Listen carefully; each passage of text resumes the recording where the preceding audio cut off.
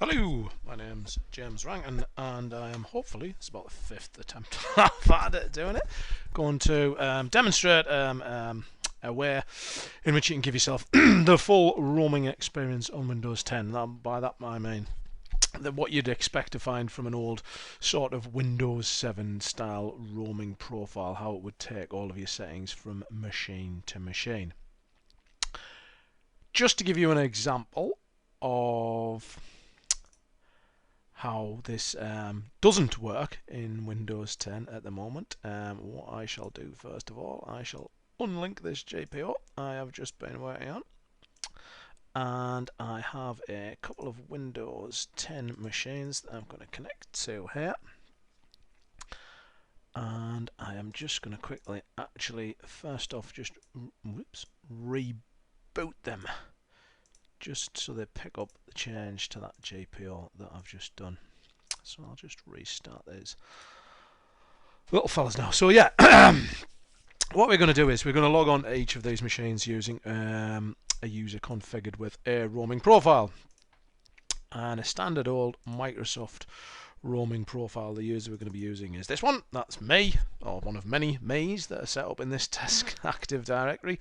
And as you can see, I have defined a profile path, and it's in my home drive, which is this big long path here, and the folder is just called profile. So if we browse to my home drive folder, you can see at the moment that's empty. So when I first log in with a roaming profile, as you probably may know, it will create a folder in this directory. It will give it a .v whatever extension, I believe, because we're using the very latest build of Windows 10. It'll be a .v6.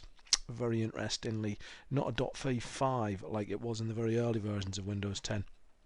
And whether or not you recall this, when roaming profiles first kind of surfaced in the sort of Windows 2000, Windows XP Server 2003 days, then along came Windows 7 and 2008 R2, and they changed the format and the sort of makeup of the file system of the profile. So what essentially happened was that the Microsoft roaming profile functionality would append a .v2 to the end, so that the operating system knew which version of the roaming profile to apply on particular machines. And this trend sort of continued with Windows 8 and Server 2012 were .v3, Windows 8.1 and Server 2012 R2 were .v4. The early releases of Windows 10 were .v5, and now we have kind of spectacularly just happened upon a .v6 for the very latest roaming profiles version, which kind of leads me to believe Microsoft is finally getting its sort of act together around roaming profiles on Windows 10. But I digress slightly. Let's just get my user logged in so we can see what we mean. As you may have noticed there, that error you've just got is telling me that I need to be in the remote desktop users group, even though I'm logging on a console, is quite common to Windows 10 running on client-side Hyper-V. So I'm hoping someone has reported that to Microsoft, because I certainly haven't. So anyway, while that one's logging in, just in the interest of posterity, I'm going to log on to this machine. I'm not going to log on to that machine, so I tell a complete lie. I'm going to remotely access that machine just to make sure that the profile I was using about 10 minutes ago for some testing has actually been deleted. And an easy way for me to do that would just be to access the C $share from there and go in the users folder. And yeah, it's gone. Yes, that's all I'm good. So anyway, this user on this machine here, if I can find my mouse, is logging in. So it's creating the roaming profile now, taking quite a long time, which is, and you can see in my home drive folder here, I have a profile.v6 folder. So it's created me a roaming profile, and the idea is in there will go all of my settings, and then when I go to another machine and log on, all of my settings should come with me. That's how a roaming profile's supposed to work. Long logon times are not unknown when you log on to a Windows 10 machine for a first time.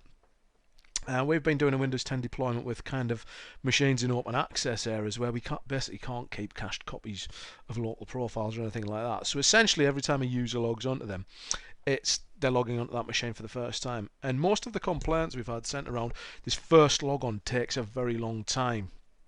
So we did some monitoring on it with Lakeside Systrack, and we found very massively intensive disk I/O going on at the profile creation time, and the sort of conclusions that we kind of came to from this were that Windows 10 is almost optimized for SSDs, and which is very interesting, you know, but something I will be talking about in my Bri Forum presentation. So anyway, here I've logged onto a machine for the first time. First thing I want to do is, I think, oh my god, I want to get rid of that horrible start menu, which looks really odd, actually. But anyway, let's tidy it up and get it the way we want it. This is actually, because it's a preview build, it's a little bit buggy, but not to worry. First thing we would do is any user, normally that's kind of like a rainbow vomit coloured advertising hoarding that you kind of get there. So let's tidy that up. Let's put it down to a more reasonable size. That's far too big. Let's not shut the machine down. That would be silly. Let's go and add something that we kind of use. What do we use? What do we use? What do we use? What do we use? Let's have a look. PowerShell. We like a bit of PowerShell, don't we? Let's pin that to the start menu. How about remote desktop connection? Yeah, that's a good sysadmin's tool. Let's put something in there. Just applications. So I've got that looking the way I want it. Let's just maybe tidy up the taskbar a bit. Let's get rid of Cortana because I hate her, it, whatever you want to call it.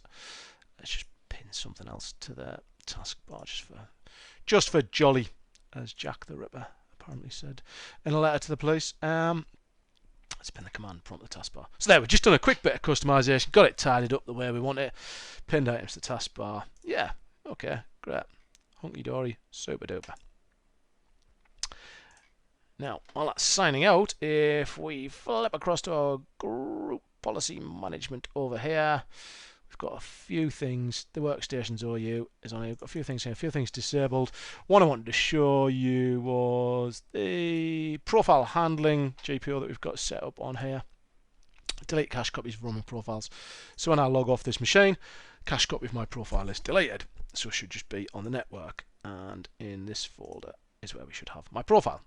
So now, when I log onto this machine over here, the idea is that all of those things that I did, my taskbar and start menu, there's that bug again, should all be there the way I wanted them. Yeah, that's what we'd expect to see.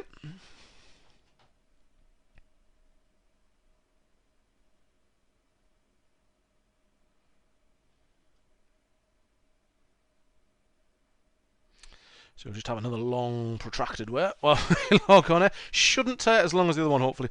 These virtual machines are a little bit underpowered. They're just 2 gig of RAM on each of them and 1 CPU. So when you're trying to use a sort of workstation at home and not overstretch yourself, often you find yourself scrimping somewhat on the resources they've got. Yeah, that wasn't too bad. So let's give it a chance to load up. Right, so straight away you can see down at the bottom here, there's my pinned taskbar icon. So now as a user I'm thinking, oh great, my roaming profile's roamed around, and I'll just have a look on the start menu to make sure all my stuff's there. And yeah, well, again, obviously suffering from the same sort of bug, but you notice the stuff I pinned is gone. We've got life at a glance back at the top. It's basically gone back to the default. Again, rather buggy default in this case, but you get the picture. The things I did over there haven't come across over here. So that's kind of rubbish. Your users would soon get annoyed going to machine to machine and finding that those changes they made had to be replicated every time. So why is this?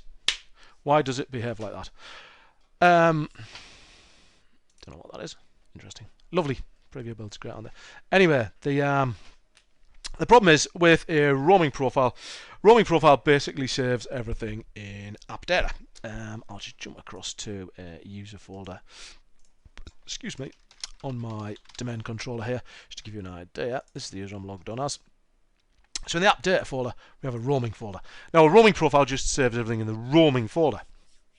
The problem is, everything to do with the start tiles sits in the local app data folder. Therefore, it is not roamed by default in a roaming profile. So a bit of a big problem. Now, there are a few PowerShell commandlets that you can use to manipulate the start tiles, and one of them is called export start layout. Now the idea is that you simply get the start tiles looking the way you want them on a reference machine. You run the export start layout, which pumps it out to an XML file, and then you use import start layout to bring this XML file back in. Sounds great. Yeah, it does sound great, until you read the documentation, and it basically says that import start layout is only for use on an offline WIM file, a WIM image. So kind of useless, really, for wanting to roam it from machine to machine. Now, as Aaron Potter found out, if you run the command on a live OS rather than on a WIM image, it actually does something. It does import the start layout, but it imports it into the default user, which again is useless because that only applies when a user is logging onto a machine and needs a local profile creating. A user logging on with a roaming profile doesn't need a local profile creating. But this set me thinking, so I did a bit of process monitoring, and what I found was that see if I can just bang it up. Whoops, I didn't want to start Internet Explorer. I wanted to start Notepad. The export start layout, sorry, the import start layout writes a file into local app data Microsoft Windows shell called layout modifications.xml. So when you're pulling this XML file back in, it basically just copies that file down to this particular file name. It's actually called layout modification. I apologise. Now, a bit of process monitoring after that. Once this file is read, it's popped into that directory, then it's read, and basically there are a lot of writes to the VE data model, the file that sits in local app data tile data layer database.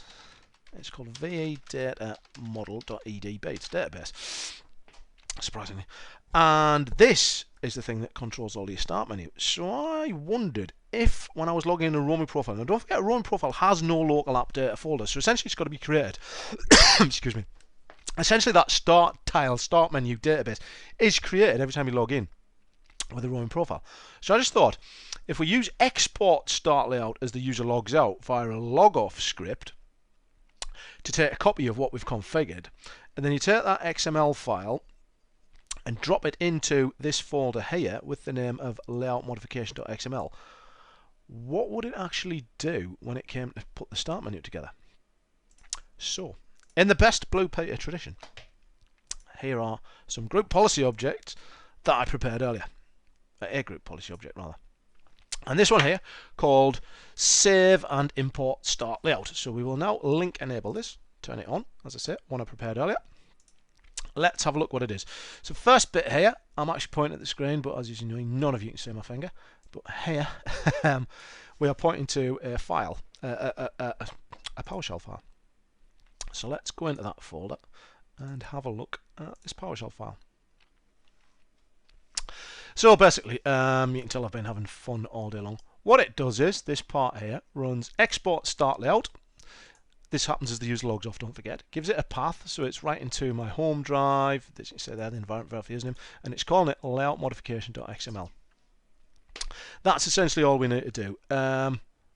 I was kind of having some issues with this earlier on, so afterwards you can see that we've got basically a routine just to write to a flag file to tell me that the script was in fact executed, because as you possibly know, logoff scripts run hidden, so you can't see them. So that's all that's for. But we'll leave that in because it doesn't matter, and we can see if it's working.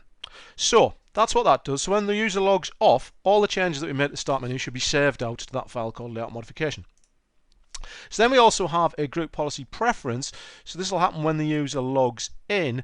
Essentially, it will literally replace a single file in there, layout modification.xml. That is what it will do. So as the user logs in, this file will be copied from where we put it to with the export command, and it will be dropped into the local app data folder with that same name, and hopefully that. Now those of you worrying that thinking, oh yeah, well that's group policy refresh, it'll probably push that file down repeatedly.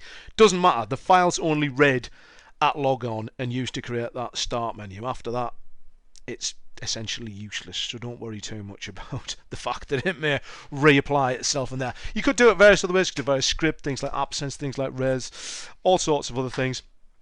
As I said, that should do it. So let's just quickly give these machines a restart to make sure they've picked that up anyway.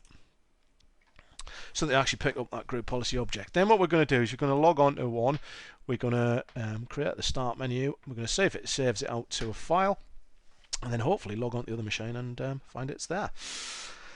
That's the idea. Now, one thing you do have to make sure that you've got configured on here, as I was saying earlier, obviously, two things. Because we are, well, in this particular format, actually, we're using some user-level GPOs, such as the one to replace the file when we log in. And this is obviously applied to our computer OU. We need to make sure that loopback policy processing is enabled. I always put it in replace mode. It's up to you what you use. The other one is, as we showed earlier, how we're handling the profiles. We need to delete the cache copies of the roaming profiles. If you leave copies of them on the machine, the start menu tile database will already be there and it won't import it back in next time. So that's something you need to be aware of. So let's have a look, see if these machines have rebooted. Yeah, of course they haven't, because they're drastically underpowered. Let's just give them a moment more while I quickly go off and check my notes to make sure there's nothing else I need to tell you.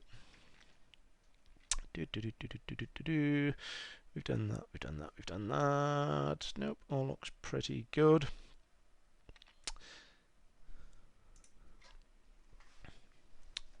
I have done an accompanying article to go with this on my blog. The AppSense Bigot, it's down as, says as he checks the title of it, Windows 10 Part 7 on the AppSense Bigot, should be live, hopefully. What's today's date? 22nd of March 2016, so that should be on there. Come on, machine, you know you can boot up a bit faster. There it goes. Right, we'll just quickly remotely check from the DC again to make sure that the... Because on Windows 10, sadly, it is a bit hit and miss. Is that the right name? UKSLT111. It's interesting, I can't remotely access that machine.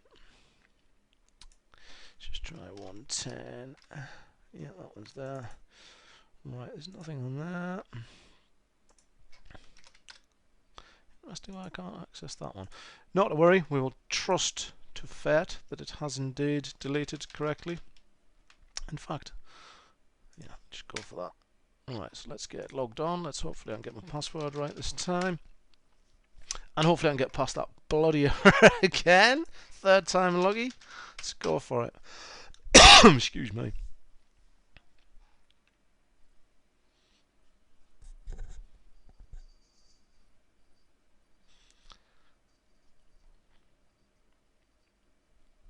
So again, we already have a roaming profile existing for this user. As we get off the screen, I can demonstrate by going to the home drives folder, into the user folder, and that profile is already there.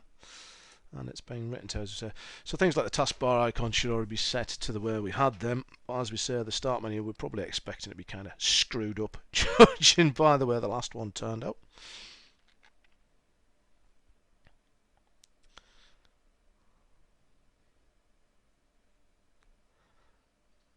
Yeah, what you have to do with roaming start tiles between machines, obviously, is make sure that when you pin items to the taskbar on one machine and you go to another machine, they will only appear on the start tiles on the start menu if the applications exist on the machine. I know it sounds stupid, but something where if you do say people who pin stuff to the start menu, log in to another machine, go, well, there's a blank part in the start menu. I'm saying, yeah, well, that application is not even on that machine. So why would you expect to appear?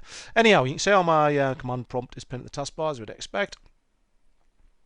And again, we've got a lovely screwed up, rather less screwed up this time, but seems to be getting less with everything every time we log in. So let's just put it the way we want it anyway. So let's just pin two things that we had, which were PowerShell, because everyone who knows me knows that all I do is PowerShell all day long. Yeah, right, of course that's true. I'm just doing nothing but PowerShell. I taught him PowerShell. Not true, not true. Let's just change them to small ones just for a bit of fun. Let's change the description to apps or something like that.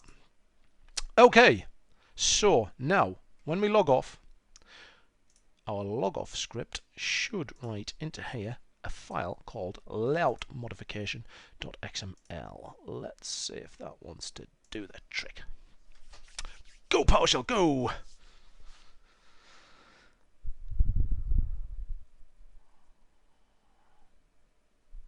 Wow, another fantastic error. As you can see, working with preview builds is such a glorious thing. So now let's flip over to this bit and we can see the logoff script has done what we told it to do, and it has exported out a file called layoutmodification.xml. Fandabby-dozy. And you can see there's the name, so we know that that's the one put in. Remote desktops in there and PowerShell's in there. Super duper. So now if we hop across to our other machine and get past that same old error that we keep getting. So now when we log in this time, it should take that file and pop it into local app data, Microsoft Windows Shell, and because it's there, the Windows kind of operating system should do its profile creaty stuff when it creates the start menu to go with our roaming profile, and hopefully pop those couple of icons onto the start menu.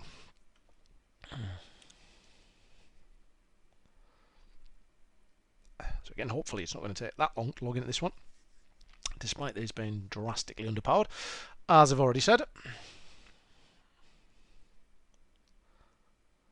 Super duper. So if you look down on the bottom there, you can see our command prompt pinned to the taskbar as we'd expect.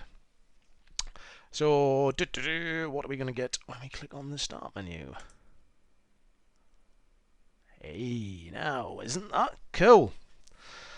Isn't that a lot better? So just to prove that we're not doing any trickery, we'll call this one Windows 10 Apps, and we'll stick a couple of things on the start menu. Not that we've got a lot to choose from. Haven't installed anything on this machine hardly. Let's just whack Edge on there. Put some big ones in. God, what else have we got? Not a lot. Ooh, component services. Don't know ever use component service, but I think it's a cool icon, so we'll put that one on there. Okie dokie. Now, just before we log out, if we look at the date stamp on this file here, 1947. So let's just log myself out again. How did I get that error about signing out again? Yeah, odd one that. Wasn't happening earlier on today. Did do some updates today though, so all Microsoft's fault. So now we've logged out. That now has a date stamp of 1949. And as we can see, it's got the changes in. So let us log back on to our other machine.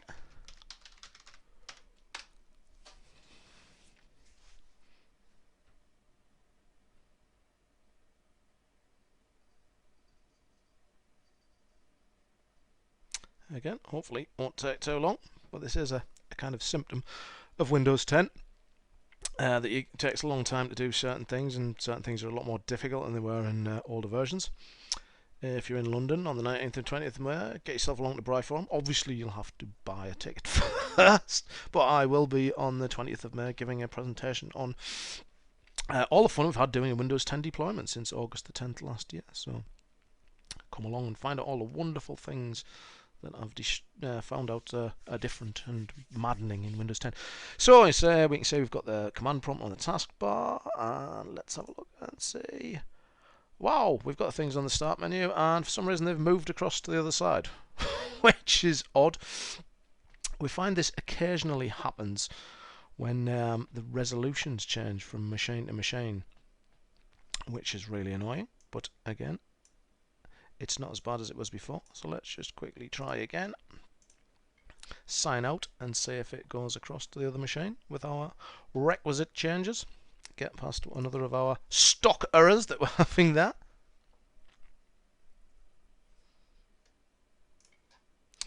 Date stamp's already changed on that.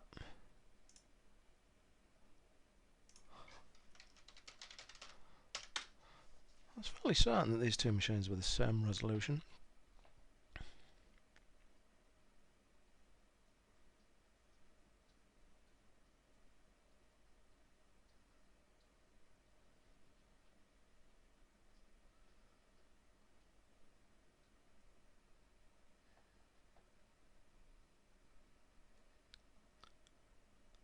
I've possibly spent a lot of my life waiting for machines, Windows machines mainly, to do one thing or another. But never mind, it is all for the greater good. Right, so let's have a bash at the little fella here. Hey, so that time it has roamed across successfully. Little bit of a glitch there, but compared to the first instance we had, that's a damn sight better, I think, really, in the wider frame of things. As I said, thing to be aware of is that these are preview builds. Now, why am I working on a preview build? Why indeed? 2 days ago, I had everything working fantastically, not on a preview build, on whatever the build was at the time, 10.5.8.6. I even wrote a blog post documenting it. However, some updates came out, and all of a sudden, we're not getting that anymore. What's basically been happening is that, you know, when we do the log off script, running PowerShell as a log off script using export start layout doesn't seem to work on some builds of Windows 10. Now, some it'll work on, some it won't. I haven't quite fathomed why this is yet. So I would suggest that if you want to try and do this, you would check first of all that you can run export start layout as a log off script. It runs perfectly in if you run it interactively from the user session. Don't understand that, but if you do something like AppSense to get a sort of a view into it, you'll see an error like this: class not registered. Now, if you go to the very latest preview build 14.279, this goes away. So I'm not entirely sure what's causing it, but that's why I found myself working on preview builds here today.